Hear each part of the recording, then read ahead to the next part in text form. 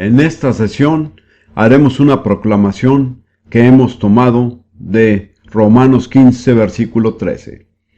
Y el Dios de esperanza nos llene de todo gozo y paz en el creer, para que abundemos en esperanza por el poder del Espíritu Santo. Amén. Ahora voy a seguir con la serie de temas que vengo dando. Ya hablé acerca de la inmersión en agua, es decir, el bautismo en agua. Este día voy a hablar de la inmersión en el Espíritu Santo. Señalé que la palabra bautizar que aparece en la Biblia no es una palabra propiamente del idioma español, sino una transliteración de la palabra en griego. No hay ninguna duda en cuanto al significado de la palabra en griego, que significa sumergir. Por eso es que uso la palabra inmersión. Ya he hablado acerca de la inmersión en agua. Ahora voy a hablar de la inmersión en el Espíritu Santo. Hay dos maneras en que podemos ser sumergidos. Una forma es en una piscina. La persona baja al agua, es sumergida y luego sube del agua. Ese es el bautismo en agua. Pero también está la inmersión estilo cataratas del Niágara. Me acuerdo que la primera vez que me puse a observar las cataratas del Niágara, me dije a sí mismo que sería imposible estar debajo de esas cataratas ni un segundo sin empaparse completamente. Así es el bautismo en el Espíritu Santo. Cada vez que la Biblia lo menciona, da a entender que de una manera u otra que el Espíritu Santo bajó sobre ellos desde arriba. Estamos hablando de dos inmersiones. La inmersión en agua, donde la persona baja, es sumergida y vuelve a subir. Y la inmersión en el Espíritu Santo, donde el Espíritu baja sobre la persona, pero en ambos casos la persona es sumergida totalmente, no sumergida parcialmente, ni rociada, sino sumergida totalmente. Es muy interesante que la introducción a cada uno de los 4 evangelios afirma específicamente que Jesucristo bautizará en el Espíritu Santo. Me parece que no le hemos prestado la atención debida a esto.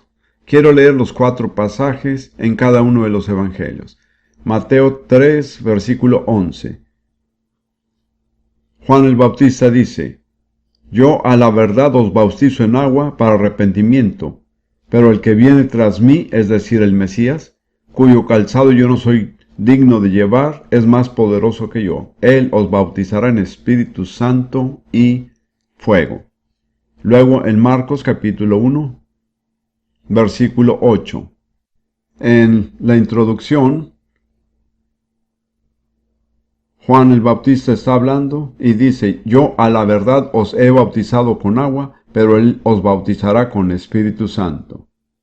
Luego en Lucas 3:16, la versión que da el Evangelio de Lucas, Juan el Bautista dice: Juan dice lo siguiente: Yo a la verdad os bautizo en agua, pero viene uno más poderoso que yo, de quien no soy digno de desatar la correa de su calzado. Él os bautizará en Espíritu Santo y en fuego.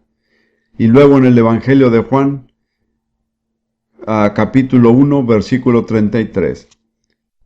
Esto es parte de la presentación oficial que le da a Jesús su precursor Juan el Bautista. En cada una de las introducciones, en cada uno de los 4 evangelios, dice específicamente que Jesús bautizará a su pueblo con el Espíritu Santo. En el Evangelio de Juan, la introducción es un poco más completa. Empezando en el capítulo 1, versículo 29. El siguiente día vio Juan a Jesús que venía a él, y dijo: He aquí el Cordero de Dios que quita el pecado del mundo. Y luego sigue diciendo en el versículo 33, y yo no le conocía, pero el que me envió a bautizar con agua, aquel me dijo: sobre quien veas descender el Espíritu Santo, y que permanece sobre él, ese es el que bautiza con el Espíritu Santo. Y yo le vi, y he dado testimonio de que este es el Hijo de Dios. Juan dice 3 cosas ahí: este es el Cordero de Dios, este es el Hijo de Dios, y este es el que bautiza en el Espíritu Santo. Todos conocemos muy bien la maravillosa afirmación de que Jesús es el Cordero de Dios, pero solo se menciona en un evangelio, mientras que en los 4 evangelios dice específicamente que Jesús es el que bautiza en el Espíritu Santo. En otras palabras, es una de las cosas más importantes que necesitamos saber acerca de Él. Es maravilloso conocerlo como Salvador, como Cordero de Dios, pero eso no es todo. También es sumamente importante que lo conozcamos individualmente y personalmente como el que bautiza en el Espíritu Santo. Después de concluir su ministerio terrenal, después de su resurrección, en Hechos 1, en Hechos capítulo 1, versículos 4 y 5, Jesús repite esta promesa. Sería muy difícil recalcar demasiado la frecuencia con que aparece esta promesa en el Evangelio. En Hechos 1, 4 y 5 Jesús dice, y estando juntos con sus discípulos, les mandó que no se fueran de Jerusalén, sino que esperasen la promesa del Padre, la cual les dijo, oíste de mí. Porque Juan ciertamente bautizó con agua, mas vosotros seréis bautizados con el Espíritu Santo dentro de no muchos días. De modo que Jesús se aseguró de repetir la promesa que Juan había mencionado al presentarlo, que él sería el que los bautizaría en el Espíritu Santo. Casi todos los comentaristas bíblicos están de acuerdo en que el cumplimiento de esta promesa de Jesús se llevó a cabo el día de Pentecostés, según el relato en Hechos 2, 1, 4. Quiero leer lo que la Biblia dice allí y luego considerar rápidamente exactamente lo que da a entender. En Hechos 2, empezando en el versículo 1, cuando llegó el día de Pentecostés, estaban todos unánimes juntos, y de repente vino del cielo un estruendo como de un viento recio que soplaba, el cual llenó toda la casa donde estaban sentados, y se les aparecieron lenguas repartidas como de fuego, asentándose sobre cada uno de ellos, y fueron todos llenos del Espíritu Santo, y comenzaron a hablar en otras lenguas, otros idiomas, según el Espíritu les daba que hablasen, como el Espíritu les daba a entender. Esa experiencia tiene 3 etapas sucesivas. Primero que todo fue un bautismo. El Espíritu Santo vino desde arriba y los sumergió. Llenó todo el lugar donde estaban sentados. Fueron sumergidos desde arriba. En segundo lugar, cada uno de ellos fue lleno del Espíritu Santo de manera individual. No fue solo una experiencia colectiva, sino una experiencia en que cada individuo recibió la parte suya. Y en tercer lugar, al ser llenos del Espíritu Santo, hubo un desbordamiento sobrenatural. Esto está de acuerdo con un principio que se menciona en Mateo 12, versículo 34. Mateo 12, 34. Solo la última parte del versículo. Jesús dice, porque de la abundancia del corazón habla la boca. En otras palabras, cuando el corazón de una persona está lleno, hay un desbordamiento mediante las palabras que salen de su boca. Hay varios pasajes en el Nuevo Testamento que hablan de personas que fueron llenas del Espíritu Santo. He mirado cada pasaje y en todos, después de ser llena, la persona dijo algo, profetizó o habló en lenguas. Es un principio universal. De la abundancia del corazón habla la boca. Cuando el corazón está lleno hasta el punto de rebosar, este desbordamiento se expresa a través de las palabras que salen de la boca. Y eso fue lo que pasó el día de Pentecostés. Después que el Espíritu los llenó, todos empezaron a hablar en otros idiomas, según el Espíritu les daba que hablasen. Es muy importante entender que este es un asunto en que Dios y el hombre tienen que trabajar juntos. Dios los llenó, pero ellos empezaron a hablar. El Espíritu Santo no fue el que habló, fueron ellos. El Espíritu Santo les dio el lenguaje. Por muchos años he estado involucrado en el movimiento pentecostal y he conocido a tantas personas que decían, hermano Prince, quiero que Dios lo haga todo. Conocí a un hombre que decía, llevo 25 años esperando. Estoy esperando que Dios lo haga todo. Le dije, pues esperará el resto de su vida, porque eso no es bíblico. Dios hará su parte y nosotros tenemos que hacer la nuestra. Nosotros hablamos y Dios da el lenguaje. Dios no va a hablar. Todos empezaron a hablar según el Espíritu Santo les daba que hablasen. Y permítanme decir que esto es verdad. Ellos esperaron que el Espíritu Santo viniera el día de Pentecostés.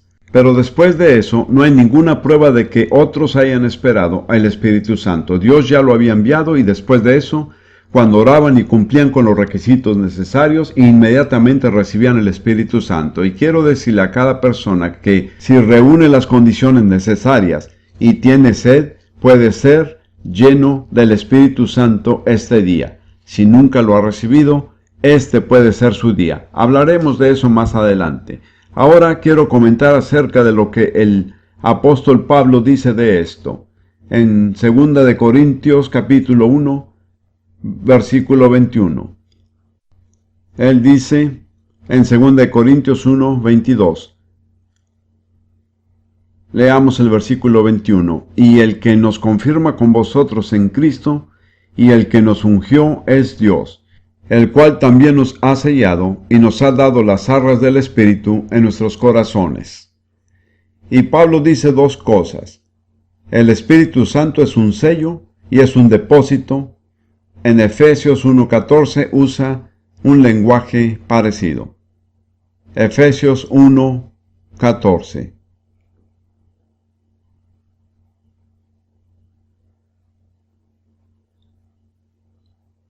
Dice en el versículo 13, en Él también, es decir, en Jesús, habiendo creído en Él, fuiste sellados con el Espíritu Santo de la promesa, que es las arras de nuestra herencia, hasta la redención de la posesión adquirida.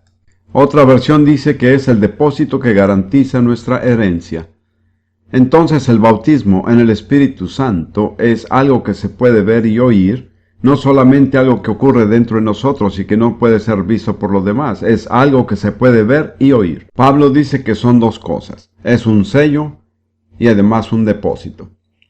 En primer lugar, es un sello.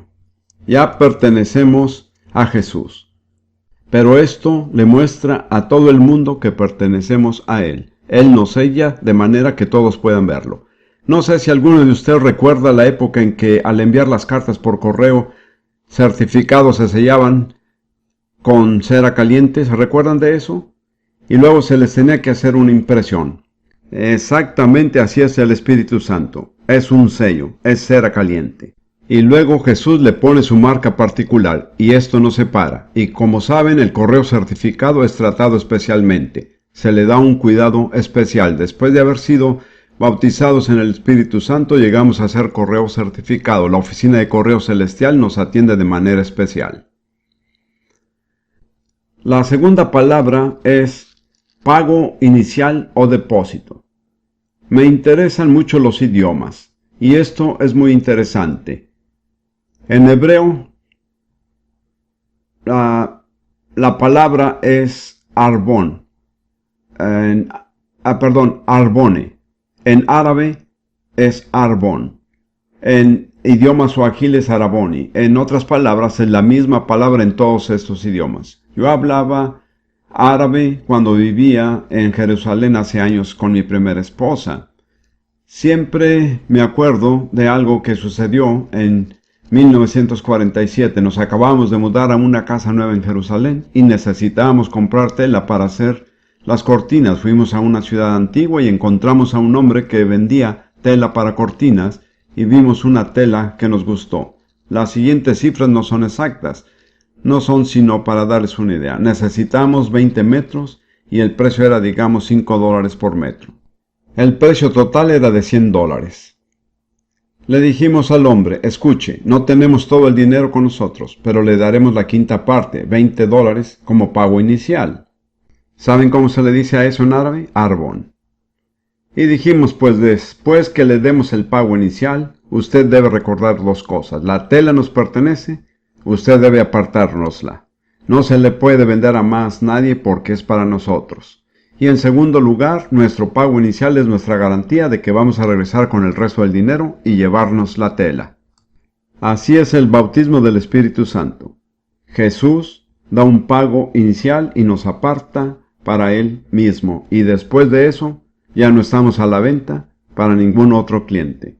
En segundo lugar, es su garantía, como si él dijera: voy a regresar para llevármelos y cuando regrese pagaré lo que falta, y entonces serán míos para siempre. Es una imagen tan descriptiva y elocuente de lo que es el bautismo del Espíritu Santo. Ahora, ¿cuál es el sello? La gente pudiera discrepar en cuanto a esto. Quiero decir que en mi opinión, el Nuevo Testamento no indica sino un solo sello, y es el hablar en otras lenguas, según el Espíritu Santo le da a la persona que hable. Sé, como algunos de ustedes lo saben, que hay sectas como los Rastafaris en Jamaica, por ejemplo, en que la gente de algún culto habla en otras lenguas. Esto aterroriza a algunas personas. Dicen: ¿cómo sé que voy a recibir las lenguas legítimas? Pues Jesús dijo, y tome nota de esto, que si somos hijos de Dios y le pedimos a nuestro Padre Celestial un pedazo de pan, Él no nos dará una serpiente, ¿de acuerdo? En otras palabras, si pedimos lo que es legítimo, Dios nos ha garantizado por escrito que lo recibiremos. No tenemos por qué temer. Ahora, esta promesa no se aplica al que no es hijo de Dios. Hay que ser hijo de Dios. Jesús dijo que si le pedimos a nuestro Padre Celestial el Espíritu Santo, Él nos lo dará. Entonces, el sello es algo visible, algo audible, algo público.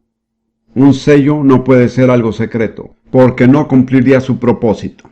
El sello consiste en que todos empezaron a hablar en otras lenguas según el Espíritu les daba que hablase, como pasó en Hechos capítulo 2. Ahora quiero decir tres cosas acerca de esto. En primer lugar, ese fue el sello que los apóstoles mismos recibieron en esa experiencia. Jesús les dijo que esperaran en Jerusalén hasta recibir la promesa del Padre. Así que esperaron 10 días. Después que vino el Espíritu Santo y ellos hablaron en lenguas, ya no tuvieron que esperar más. Ese fue el sello que ellos mismos recibieron en esa experiencia. En segundo lugar, fue el sello que reconocieron en los demás. En un minuto miraremos un caso singular. En tercer lugar, nunca pidieron ningún otro sello. Permítanme repetir eso porque es muy importante. He conocido a tantas personas a través de los años que decían: hermano Prince, ¿cómo puedo saber si he sido bautizado en el Espíritu Santo? He tenido esta o aquella experiencia. He estado orando y buscando a Dios, pero ¿cómo puedo estar seguro? Mi respuesta es que pueden estar seguros en el momento de recibir el sello, cuando por primera vez empiecen a hablar en otras lenguas, según el Espíritu les da que hablen. Quiere decir que lo recibieron. Y quiero recalcar que no es una fuerza impersonal, sino una persona que ha recibido.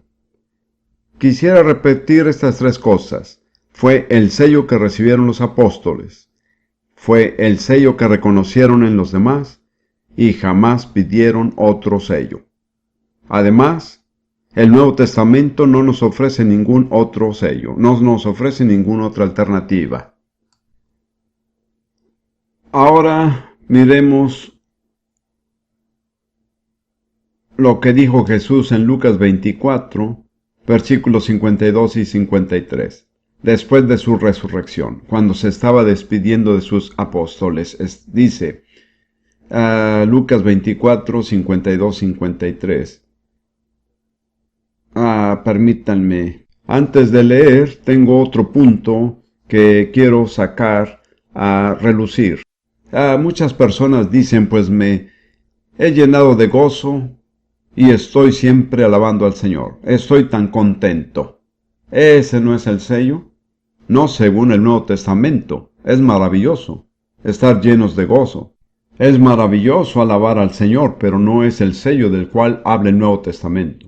Eso lo sé por lo siguiente. Después de la resurrección de Jesús, dice al final del Evangelio de Lucas, cuando fue llevado al cielo, ellos, después de haberle adorado, volvieron a Jerusalén con gran gozo y estaban siempre en el templo, alabando y bendiciendo a Dios. Tenían gran gozo, estaban siempre alabando y bendiciendo a Dios, pero no habían recibido el sello. No lo recibieron hasta el día de Pentecostés. Jesús les dijo que esperaran a recibirlo, y después que el Espíritu Santo vino y ellos hablaron en lenguas, jamás volvieron a esperar, ya no esperaron más. Ahora me parece que hay un caso particular en el libro de los Hechos que demuestra esto muy claramente. Quiero que lo busquemos. Está en Hechos 10, al final del capítulo. Ya saben la historia. Dios guió a Pedro a ir a la casa de Cornelio de manera sobrenatural. En realidad no quería ir, porque como judío no era correcto que entrara en la casa de los gentiles, y mucho menos que comiera con ellos. Pero ante la insistencia de Dios fue y llevó con él otros 6 creyentes judíos. Quería tener testigos. Y mientras Pedro les estaba hablando, contándoles acerca de Jesús, dice en Hechos 10:44, mientras aún hablaba Pedro estas palabras, el Espíritu Santo cayó sobre todos los que oían el discurso. Es interesante ver hasta qué punto había llegado en su sermón. El versículo anterior dice, de este, es decir, de Jesús, dan testimonio todos los profetas, que todos los que en él creyeron recibirán perdón de pecados por su nombre. Y aquellas personas de corazón sencillo en la casa de Cornelio lo creyeron y recibieron perdón de pecados.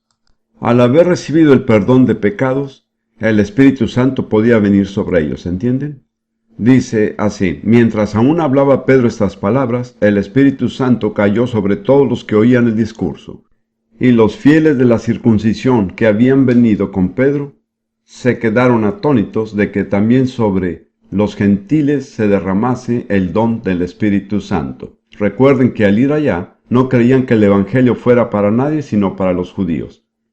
No creían que los gentiles pudieran llegar a ser cristianos. Pero cuando los oyeron hablar en lenguas, dijeron, esto es definitivo, no podemos discutir con esto. ¿Por qué estaban convencidos? Porque los oían que hablaban en lenguas y que magnificaban a Dios. No tenían ninguna otra prueba y tampoco pidieron ninguna. Ahora, algunas personas dirían, pues, han debido esperar unas 6 semanas para ver si aquellas personas llevaban fruto verdadero. Pero no lo hicieron, porque en realidad no estamos hablando de fruto, sino de un don. Son 2 cosas diferentes, ambas muy importantes. Los dones se reciben de una sola vez. El fruto se produce mediante un proceso lento de crecimiento. Algunos de ustedes acaban de celebrar la Navidad, y sin duda algunos habrán puesto un árbol de Navidad, ¿no es cierto? Y habrán colocado sus regalos en las ramas del árbol o debajo de él. Y las personas a quienes iban destinados los regalos vinieron, los tomaron y los recibieron, así de sencillo. Los regalos se reciben de una sola vez. En cambio, el fruto crece en los manzanos, no en los árboles de Navidad. Toma tiempo. Es un proceso. Por favor, entiendan, el fruto es sumamente importante, pero no confundan el fruto con los dones. Aquí estamos hablando del don del Espíritu Santo. Algo que se puede recibir de una sola vez. Entonces, hablando de las personas en la casa de Cornelio, Pedro respondió, ¿puede acaso alguno impedir el agua para que no sean bautizados esos que han recibido el Espíritu Santo también como nosotros? En otras palabras, lo que había pasado el día de Pentecostés les había acontecido a estas personas. Más tarde, al contarles lo sucedido a sus compañeros judíos que lo estaban criticando y diciendo que no debía haber ido a hablar con los gentiles, Pedro dice en Hechos 11:15, y cuando comencé a hablar, cayó el Espíritu Santo sobre ellos también, como sobre nosotros al principio. Ahí en la casa de Cornelio no se hace mención de un viento recio de lenguas como de fuego, pero una cosa que sí caracterizaba aquella experiencia era que todos empezaron a hablar en otras lenguas. Así que yo digo, y a mi juicio, es indiscutible que este fue el sello que los apóstoles recibieron y el sello que reconocieron en otras personas. Jamás pidieron otro sello, y en el Nuevo Testamento no veo que se ofrezca ningún otro sello. Yo sé, y probablemente lo sepa mejor que ustedes, que el hablar en lenguas a veces se considera algo extraño, fuera de lo normal, y algunas personas hasta dicen que es algo demoníaco. Recuerdo que en una época había un ministro evangélico muy querido que se negaba a caminar en la misma acera que yo, porque sabía que yo hablaba en lenguas. ¿Se fijan? Lo perdono, pero no apruebo su opinión. La verdad es que Dios a veces coloca al principio de cierta experiencia algo que es como una piedra de tropiezo. Si la persona en realidad no está en serio, se desanimará. Para algunos es ofensivo ver personas hablando en un idioma que nunca han aprendido y tal vez mostrando gran emoción. Quiero plantearles que los que somos de ascendencia anglosajona o europea tenemos una idea más o menos falsa de lo que es el verdadero cristianismo. Primero que todo, pensamos que es algo muy solemne. Estando en la iglesia, no se habla en voz alta, la gente se pone de pie o se sienta o canta himnos, pero en realidad no llega a mostrar mucha emoción. Esa es la imagen del cristianismo con la que crecí. Durante 10 años solía ir a la iglesia 8 veces por semana, así que tengo bastante experiencia. Pero esto no es realmente el cuadro bíblico. Muchos de nosotros sufrimos porque en realidad no nos sentimos libres de expresar lo que Dios está haciendo en nosotros. Cuando uno lee la Biblia ve que la gente lloraba, gritaba, gemía, batía las manos, danzaba, cantaba y mostraba su emoción. Eran entusiastas. Por un tiempo fui director de una academia para entrenar a profesores en el este de África y tenía que contratar al personal docente. Descubrí que un profesor puede tener mucha preparación académica, pero no ser muy buen docente. Y otro profesor que tiene mucha menos preparación puede ser mucho mejor profesor por una sola razón: es entusiasta. He llegado a la conclusión de que no hay nada como el entusiasmo. Cuando Rudy y yo estuvimos en Moscú hace poco más de un año, en una conferencia donde había 1000 personas, me impresionó muchísimo su entusiasmo. Dije entre mí: Señor, ojalá pudiera encontrar eso en otros lugares también. Al empezar a cantar, cantaban Jesús es el Señor de todo y seguían cantando por 10 minutos. Nadie tenía que animarlos a que cantara, simplemente no podían dejar de cantar.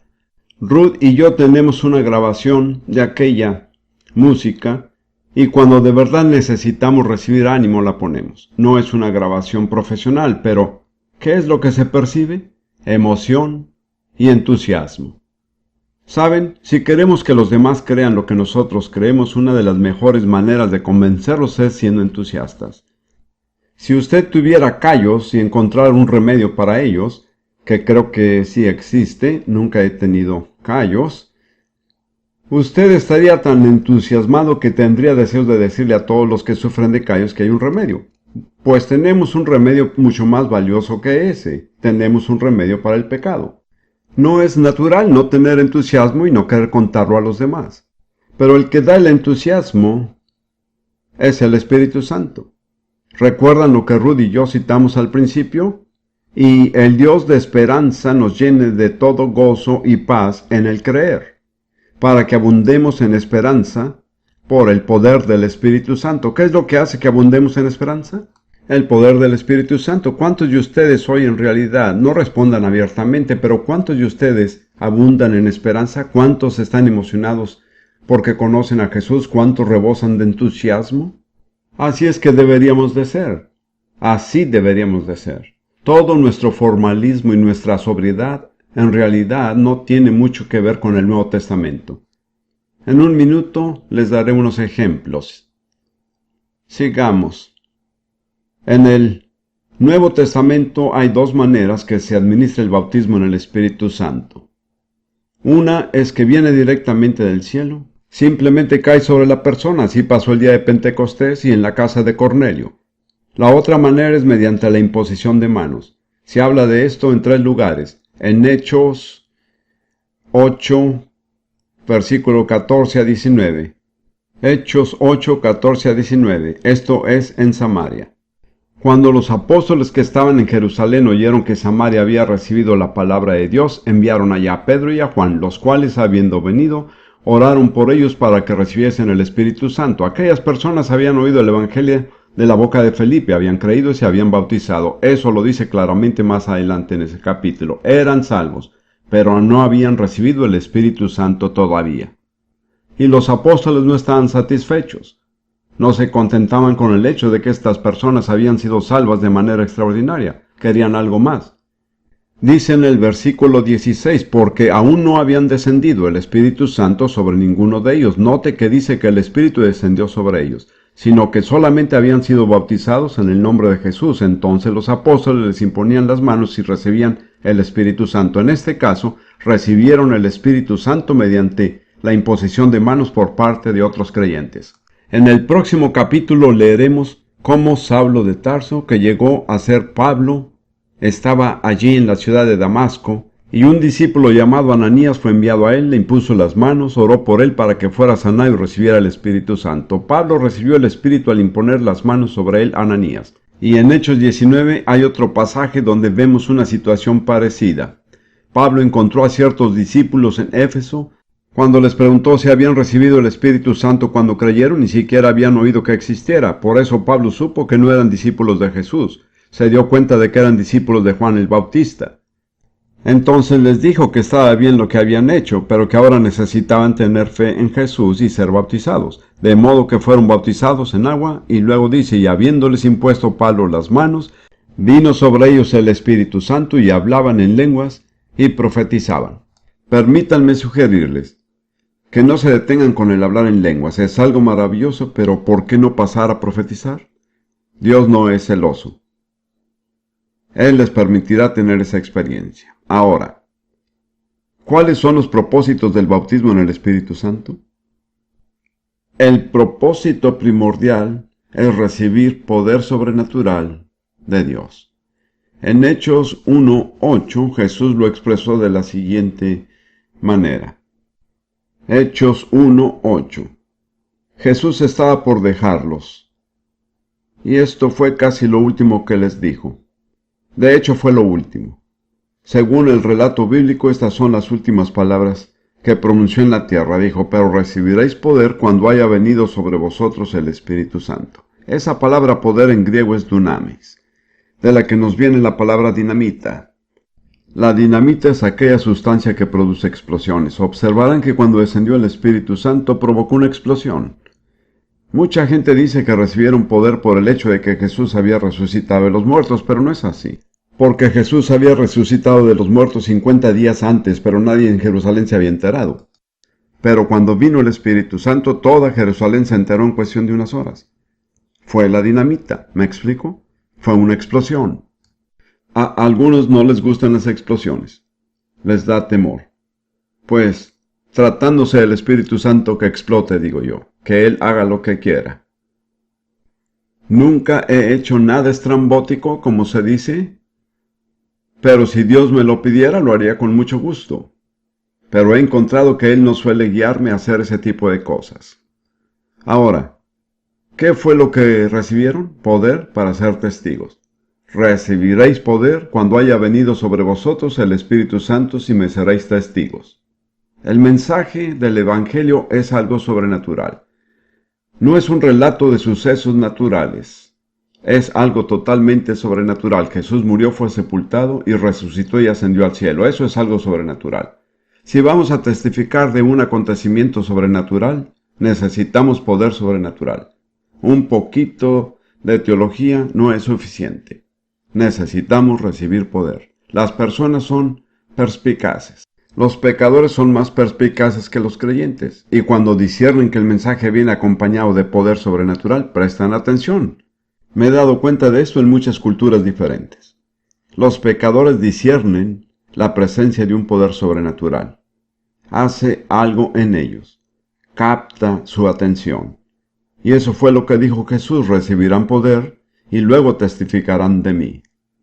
Y luego en Romanos 15, versículos 18 y 19, Pablo está hablando de su propio ministerio y dice, porque no osaría hablar sino de lo que Cristo ha hecho por medio de mí para la obediencia de los gentiles, con la palabra y con las obras, con potencia de señales y prodigios en el poder del Espíritu de Dios. Pablo dijo que lo único en su ministerio que valía la pena discutir era lo que el Espíritu Santo había hecho. Ni siquiera quería mencionar otra cosa. Dijo que el Espíritu Santo, mediante su poder sobrenatural, a través de señales y prodigios, había hecho que obedecieran los gentiles, los no judíos, la gente que no había sido evangelizada. He tratado con gentiles en muchos países. Siempre recuerdo los 5 años que pasé en el este de África. Era director de un instituto para entrenar a profesores africanos. En esa época, todo africano aspiraba a recibir una buena educación. Yo estaba proveyendo algo que ellos deseaban desesperadamente. Venían al instituto como estudiantes y solían colaborar en todo y ser muy obedientes, porque querían educarse. Básicamente, hacían lo que nosotros los misioneros les decíamos. Recuerdo que un día convoqué a todos los estudiantes y dije, quiero decirles algo. Quiero darles las gracias, son muy obedientes y colaboran en todo. Todo lo que nosotros queremos que hagan lo hacen, porque quieren educarse. Pero en la mente de la mayoría de ustedes hay una pregunta que no ha sido contestada. Y ahí capté su atención.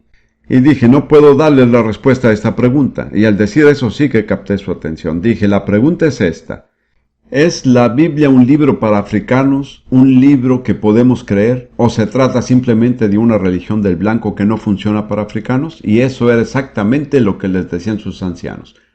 Luego les dije, escuchen, nunca sabrán la respuesta a esa pregunta hasta que no experimenten el poder sobrenatural de Dios en su propia vida. Cuando hayan experimentado eso, sabrán que no vino de los Estados Unidos ni de Inglaterra, sino del cielo. Los dejé. Seguí presentándoles la palabra de Dios, pero más que nada oré. Unos cuantos meses después, hubo un derramamiento sobrenatural soberano del Espíritu Santo sobre esos estudiantes. Cada estudiante en el instituto fue bautizado en el Espíritu Santo. Hasta ese momento había que instarles a orar. Después fue difícil hacer que dejaran de orar. Pasaban la mitad de la noche orando en su dormitorio porque habían recibido el sello sobrenatural, el don sobrenatural de poder desde lo alto. La actitud de los demás misioneros blancos había sido la siguiente. Me pesa decirlo, pero es verdad. Los africanos solo pueden llegar hasta cierto punto, no pueden ir más allá. Yo no discutía con ellos, simplemente pasaba tiempo con los africanos. Pero cuando el Espíritu Santo cayó, ¿saben qué pasó? Los misioneros bajaron para ver qué estaba pasando. De repente descubrieron que los africanos sí eran capaces de ir más allá. Así que esto es solo un ejemplo. Aquellos jóvenes, hombres y mujeres, necesitaban tener una experiencia sobrenatural ellos mismos. No era suficiente recibir un mensaje de otra persona, de otra raza y otra cultura.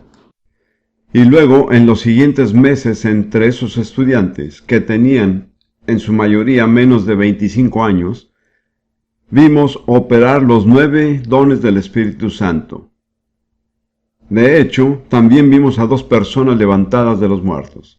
La gente pregunta, ¿ha visto eso alguna vez? Mi respuesta es que definitivamente sí lo he visto. No quiero entrar en detalles, pero créanme. Cuando las personas son levantadas de los muertos, la gente presta atención. Jesús dijo a sus discípulos, mientras vayan de camino, prediquen el reino de Dios, sanen a los enfermos, levanten a los muertos, echen fuera demonios y limpien a los leprosos. ¿Retracta él en algún momento aquellas instrucciones? Nunca. Les he dicho a los judíos entre los cuales vivimos, nosotros los no judíos en realidad les debemos una disculpa a ustedes los judíos por haberles pedido que crean un evangelio que no ha sido confirmado con milagros. Porque según el relato bíblico, toda su historia les enseña que cada vez que Dios envía un mensaje a través de algún mensajero especial de una manera u otra, siempre lo confirma con milagros. Ese es en realidad el propósito del bautismo del Espíritu Santo, es llevarnos a la dimensión de lo sobrenatural, que es la única dimensión en que el Evangelio en realidad puede ser proclamado con eficacia. Miremos Hebreos 2 por un momento. Hebreos 2. Versículos 3 y 4. ¿Cómo escaparemos nosotros si descuidamos una salvación tan grande, la cual, habiendo sido anunciada primeramente por el Señor, nos fue confirmada por los que oyeron, testificando Dios juntamente con ellos con señales y prodigios y diversos milagros y repartimientos del Espíritu Santo según su voluntad. El escritor de Hebreos nos da 3 razones por las que debemos atender al mensaje del Evangelio. En primer lugar, el primero que proclamó el Evangelio fue Jesús. En segundo lugar, fue confirmado por aquellos que fueron testigos de Jesús. Pero la tercera razón es que el Espíritu Santo confirma el mensaje de manera sobrenatural con señales, prodigios y dones del Espíritu Santo. Y el mundo no creyente tiene derecho a esperar que la Iglesia hará eso mismo. Estamos viviendo a un nivel inferior a lo que Dios quiere. Si solo presentamos un mensaje intelectual y citamos unas cuantas escrituras, algunas personas se salvarán y es maravilloso, pero no es lo máximo que tiene Dios. Ahora, quiero darles una razón más por el bautismo en el Espíritu Santo. Lo dice 1 Corintios 12. 1 Corintios 12 y versículo 13. Versículo 13. Este es uno de los versículos menos comprendido de todo el Nuevo Testamento. En realidad está mal traducido y es porque los traductores tenían una idea preconcebida de lo que creían que Pablo estaba diciendo. Yo he estudiado griego desde que tengo 10 años y estoy totalmente convencido de lo que digo es cierto. Si no lo estuviera, no lo diría. El texto que tengo yo y la mayoría de las demás traducciones dicen lo mismo. 1 Corintios 12:13. Porque por un solo espíritu fuimos todos bautizados en un cuerpo, sean judíos o griegos, sean esclavos o libres, y a todos se nos dio a beber de un mismo espíritu. Ahora, la palabra incorrecta ahí es porque en griego dice, en un espíritu fuimos todos bautizados en un cuerpo. Y en todo el Nuevo Testamento no hay ninguna otra indicación de que el Espíritu Santo bautice a las personas. Las personas son bautizadas en el Espíritu, pero el Espíritu Santo no bautiza. Somos nacidos de nuevo del Espíritu Santo. Eso es lo que nos lleva a formar parte del cuerpo. Ahora, lo que se enfatiza ahí es la palabra un. Lo que Pablo está diciendo es que el propósito del bautismo en el Espíritu es engendrar unidad en el cuerpo. En un espíritu fuimos todos bautizados en un cuerpo, y a todos se nos da de beber de un mismo espíritu. Pablo usa 3 veces la palabra un, pues señalé anteriormente con respecto al uso de la expresión bautizar en y bautizar para, que al ser bautizados somos bautizados en algo, para algo. Pero en los otros 2 casos, el bautismo de Juan y el bautismo cristiano, en realidad las personas ya habían entrado en aquello para lo cual eran bautizadas. Por ejemplo, el bautismo de Juan era de arrepentimiento, pero Juan no bautizaba a personas que no se hubieran arrepentido, de modo que el bautismo de Juan no producía arrepentimiento, sino que era el reconocimiento de que se habían arrepentido. Y luego, mediante el bautismo cristiano, el bautismo en agua, somos bautizados para llegar a estar en Cristo. Pero cuando somos bautizados ya estamos en Cristo. Si no lo estamos, no tenemos ningún derecho de bautizarnos. Así que bautizarnos en agua no nos lleva a estar en Cristo. Es un sello que da testimonio de que ya estamos en Él. Es lo mismo aquí. En un espíritu fuimos todos bautizados para formar parte de un cuerpo. No que no estamos en el cuerpo, pero este es el sello de que formamos parte del cuerpo. En cada caso, se bautiza en algo para algo. En señala el elemento. En el bautismo de Juan es agua, en el bautismo cristiano es agua, con el Espíritu Santo es el Espíritu Santo. Cuando somos bautizados para algo es porque ya hemos alcanzado ese estado. Es una señal de que así es. Nos hemos arrepentido, estamos en Cristo, formamos parte de un cuerpo. Pero lo que tenemos que tomar en cuenta, y esta es una de las tragedias de la historia reciente de la Iglesia, es que el bautismo en el Espíritu Santo está diseñado a producir unidad en el cuerpo. Pero desafortunadamente hemos sido tan carnales que en vez de aceptar la unidad, muchas veces lo hemos usado para causar división. Y todos tenemos que arrepentirnos de eso. Así que tengan en cuenta que el bautismo en el Espíritu Santo está diseñado a hacernos saber que formamos parte de un cuerpo y que todos los demás creyentes verdaderos, sin importar su denominación, raza o cultura, son miembros del mismo cuerpo. No hay sino un Espíritu Santo, no hay sino un solo cuerpo. Ese era el propósito de Dios, y desafortunadamente, como en tantas otras cosas, no hemos cumplido con el propósito de Dios. Por ejemplo, la celebración de la comunión fue diseñada para el mismo propósito, para enfatizar la unidad del cuerpo. ¿Qué es lo que ha hecho? Por causa de nuestra carnalidad, nos ha dividido. Pero la culpa no es de Dios, sino de nosotros. Todos tenemos que asumir parte de la responsabilidad. Los no pentecostales, por criticar tanto. Los pentecostales, por ser tan arrogantes. Pues yo llevo bastante tiempo como pentecostal. Nuestro lema famoso era lo tenemos todo. Cuando miro a algunos pentecostales me parece que lo que tienen no es mucho. Recuerdo que estaba en una iglesia pentecostal danesa y ahí había una viuda ya grande. Era pobre y estaba enferma. Y dijo en danés, en el idioma danés, lo tenemos todo. La miré y pensé dentro de mí, si eso es todo, no es mucho. Como ve, esa actitud ha ofendido a mucha gente. Hemos tomado la actitud de que los pentecostales tenemos todo el evangelio completo. Pero en realidad no lo tenemos todo.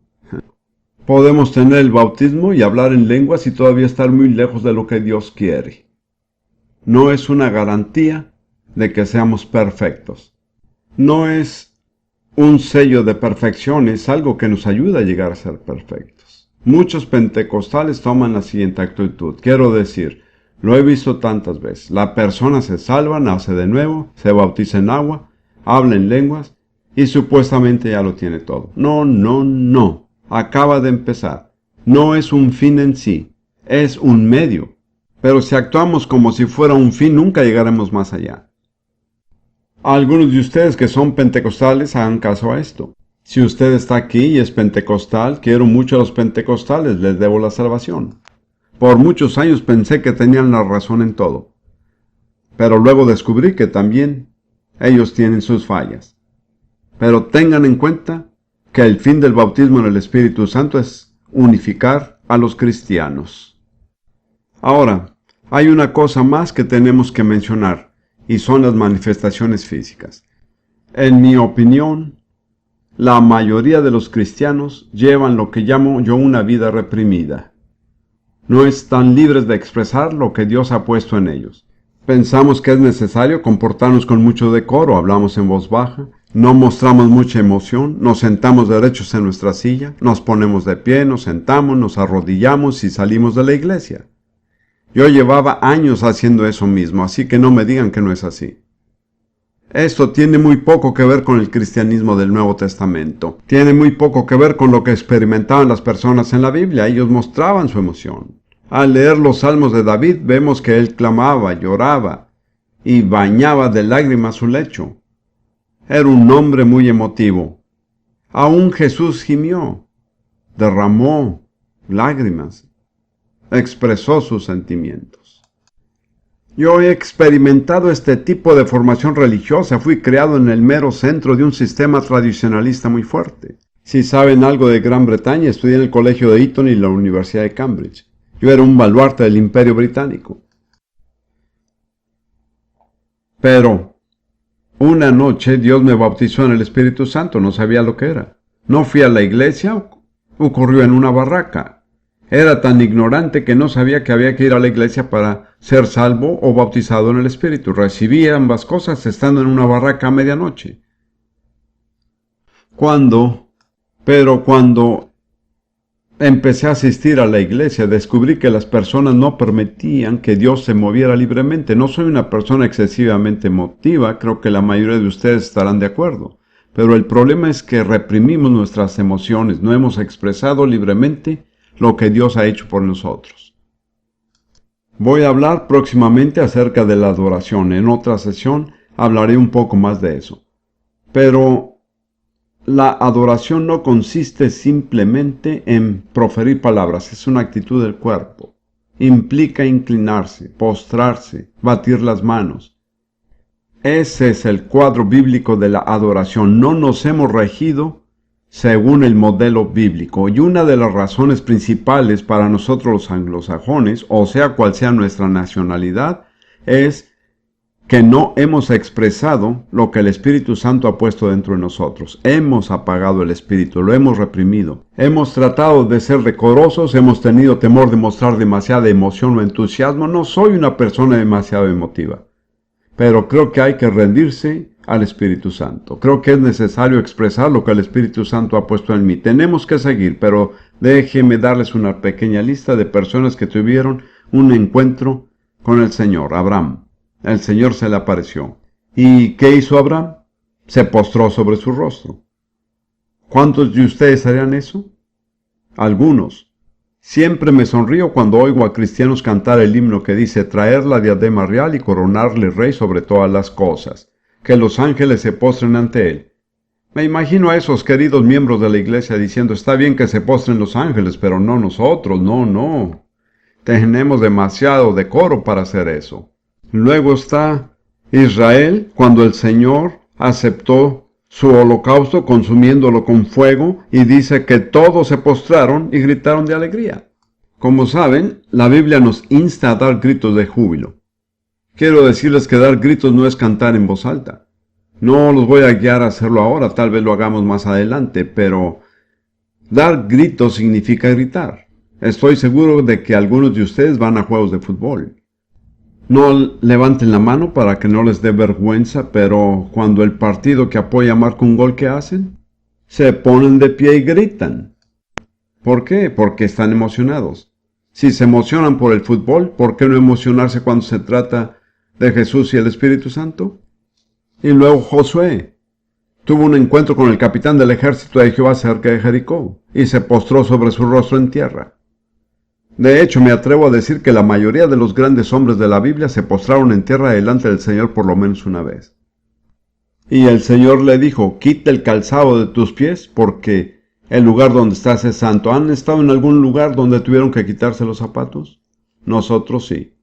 Dios se movió en una conferencia en la que estábamos en Jerusalén, y sin que nadie se lo indicara, la gente empezó a quitarse silenciosamente los zapatos porque sabían que estaban en un lugar santo.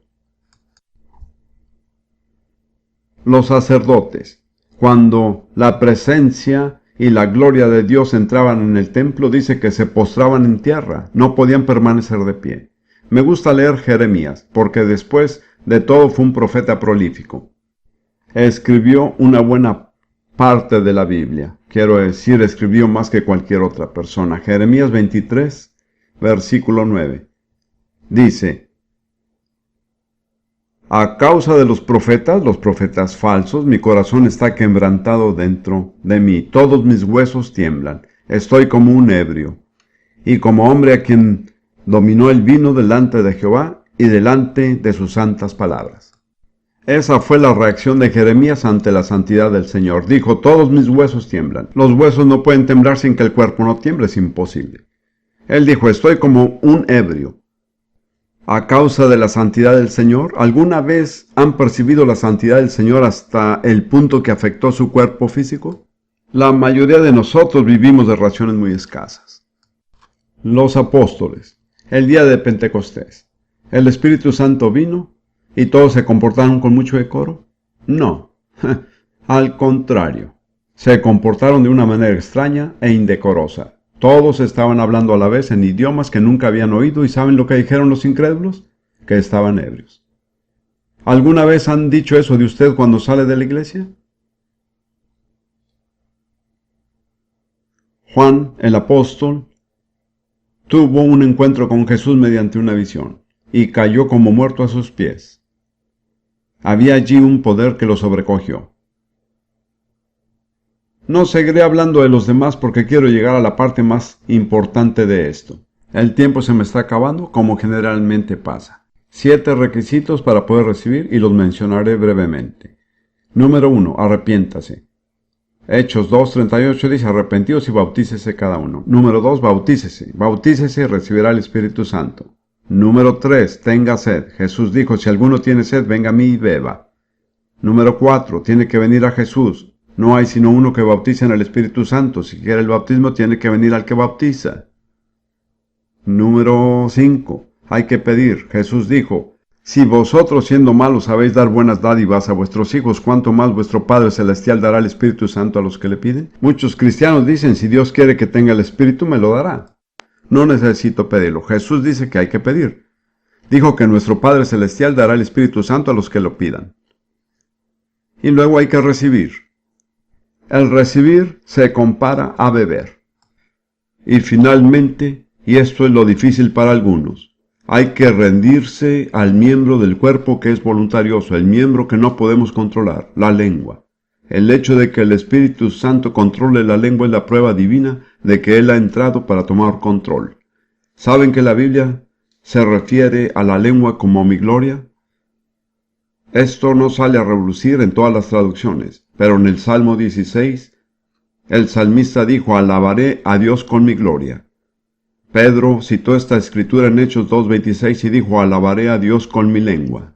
Su lengua es su gloria. ¿Lo sabía? ¿Sabe por qué? ¿Sabe por qué se le ha dado una lengua? Para un fin supremo, para glorificar a Dios. El que no glorifica a Dios con la lengua hace mal uso de ella. Pero cuando el Espíritu Santo viene y toma el control de su lengua, todo lo que diga y haga glorificará a Dios. Será la primera vez que usa la lengua para el fin o propósito por el cual Dios se la dio. Bien, hemos llegado al final de mi pequeña explicación, pero sin duda habrá algunos aquí que tienen sed, por lo menos así lo espero. Si no es así, es una lástima. Quiero decirles de una manera muy sencilla cómo pueden recibir esta experiencia aquí este día. Quiero leer las palabras de Jesús en Juan 7. Dijo, si alguno tiene sed, venga a mí y beba. El que cree en mí, como dice la Escritura, de su interior correrán ríos de agua viva. Esto dijo del Espíritu que habían de recibir los que creyesen en él, pues aún no había venido el Espíritu Santo porque Jesús no había sido aún glorificado. Dios no podía dar el Espíritu hasta que Jesús no fuera glorificado, pero una vez que Él estaba a la diestra del Padre, derramó su Espíritu. Ahora bien, estos son los requisitos básicos. Usted ha debido cumplir con algunos de ellos, pero tal vez no lo ha hecho. Tal vez no se ha bautizado. Yo no me había bautizado, ni siquiera sabía lo que era el bautismo. No lo pedí, pero Dios me llenó del Espíritu Santo. Tuve una sensación muy extraña en el vientre, y sabía que era en el vientre. Pensé, para mí, ¿qué es esto? La frase hablando en otras lenguas vino a mi mente. Pensé, ¿qué tiene que ver todo esto con hablar en otras lenguas? Luego le dije a Dios, estando yo solo en el cuarto, Dios, si quieres que hable en lenguas, estoy listo para hacerlo. Y ese algo subió por mi pecho, llegó a mi garganta, y mi lengua empezó a moverse. No lo estaba controlando, y en ese momento descubrí que estaba hablando en un idioma como el chino. No lo había pedido, y no me había bautizado en agua. Después fui bautizado en agua.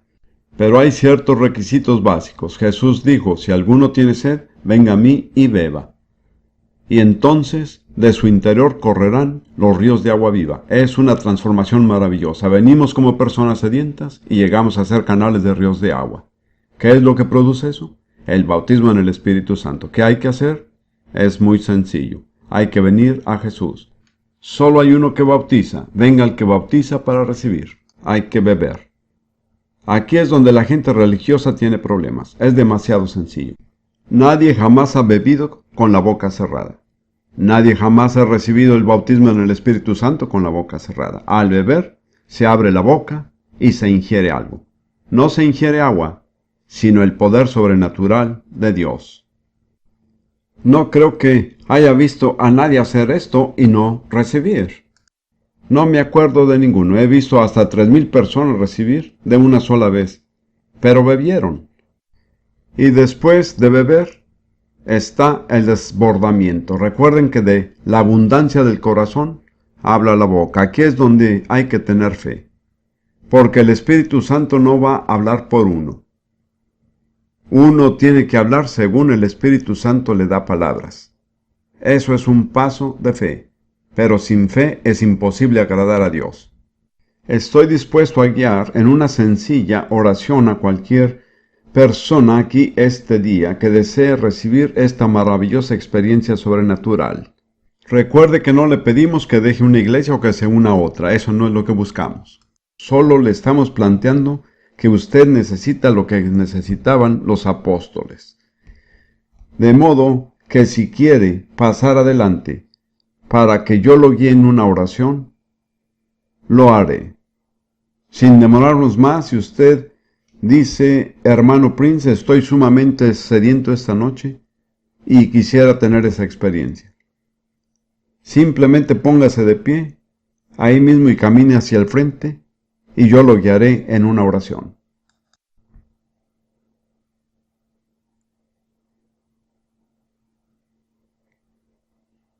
¡Qué maravilloso! Póngase de pie y pase adelante. Esto sí es maravilloso. Siga caminando hacia el frente porque hay mucha gente que viene detrás de usted. ¡Qué maravilloso! Los que ya han recibido el bautismo, por favor manténganse en oración por estas personas y por mí también. Acérquense un poco más. No me tengan miedo, no voy a morderles. Si no pueden llegar hasta el frente, simplemente no tenía idea de que íbamos a tener tantas personas sedientas. Esto es magnífico. Si todos ustedes son bautizados en el Espíritu Santo, ¿quién sabe qué pasará? Amén. Solo estoy esperando porque las personas siguen pasando al frente. Nunca pensé que pasaría tanta gente. Esto es emocionante. Me estoy gozando mucho. ¿Saben que a los presbiterianos se les considera bastante rígidos? En realidad, todos ellos no son así. Pero ¿saben qué dice la Declaración de Fe Presbiteriana? El deber supremo del hombre es glorificar a Dios y deleitarse en Él para siempre. ¿Cuántos de ustedes se están deleitando en el Señor? Él nos ayuda a deleitarnos en Él. Esto les dará un entendimiento mejor de lo que es deleitarse en el Señor. Escuche, usted no ha venido al hermano Prince. Yo no soy el que bautiza. Ha venido a Jesús. Le voy a dar una oración muy sencilla que puede hacer, mediante la cual se presentará Jesús como candidato al bautismo. Usted vendrá a Él, pedirá y luego beberá. Aquí es donde se les hace difícil a las personas religiosas porque hay que hacer algo sencillo y práctico que parece tonto. Hay que abrir la boca y empezar a ingerir el Espíritu Santo. Usted no va a ingerir agua, sino el Espíritu Santo. Después de un rato, y para algunos pasa enseguida, ese pequeño sorbo que se ingiere se convierte en un río que empieza a fluir en la persona y a salir por su boca. ¿Cómo sale? De la abundancia del corazón, habla la boca. Cuando la boca de la persona habla según lo que está en su corazón, pasa lo siguiente. Su corazón está lleno hasta rebosar, pero la persona no puede ver su interior y no sabe cuándo rebosará. Ahora permítame decir una cosa más y lo guiaré en oración. Concéntrese en el Señor, no les ponga atención a las personas a su alrededor. Si alguien empieza a emocionarse, no deje que lo moleste. Hemos decidido que el emocionarse no es necesariamente un pecado. Recuerde este paso crítico. Debe beber y en cierto momento empezar a hablar en fe. Recuerde que si ustedes...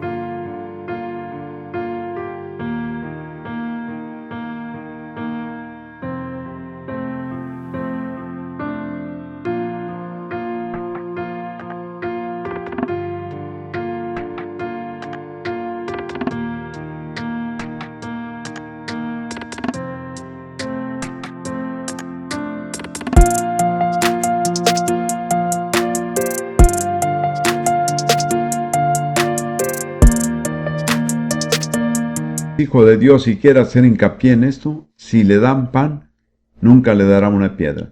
Si pide el Espíritu Santo, eso es lo que va a recibir.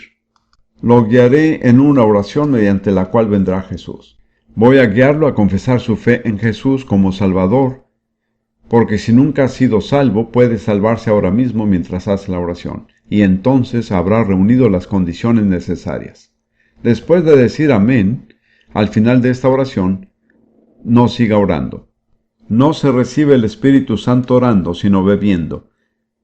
Muchas personas no han podido recibir el Espíritu Santo por el hecho de estar orando, porque mientras uno está hablando en su propio idioma, es imposible hablar en otro idioma. Hay que dejar de hablar en español y empezar a hablar en el idioma nuevo.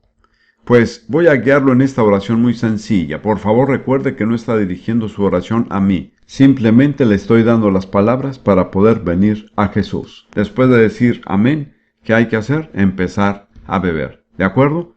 Lo siento, tal vez puedan hablar conmigo después, pero si empezamos con otra pregunta ahora no podremos avanzar. Simplemente confíe que el Señor responderá su pregunta. ¿De acuerdo? Bien, ahora sí empezaremos. Quiero que repitan estas palabras. Señor Jesucristo, creo que tú eres el Hijo de Dios y el único camino a Dios, que moriste en la cruz por mis pecados y resucitaste de los muertos. Confieso cualquier pecado que haya hecho y confío en que me perdonas y me limpias en tu preciosa sangre. Te doy gracias por hacerlo. Ahora, Señor Jesús, vengo a ti como el que me bautiza en el Espíritu Santo. Abro mi ser a ti y empiezo a beber de tu Espíritu, que ya estás derramando sobre mí. Voy a repetir eso.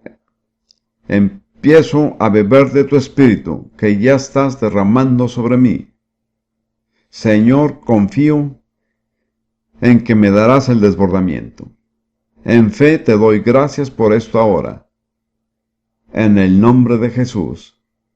Amén. Ahora empiece a beber. No me mire.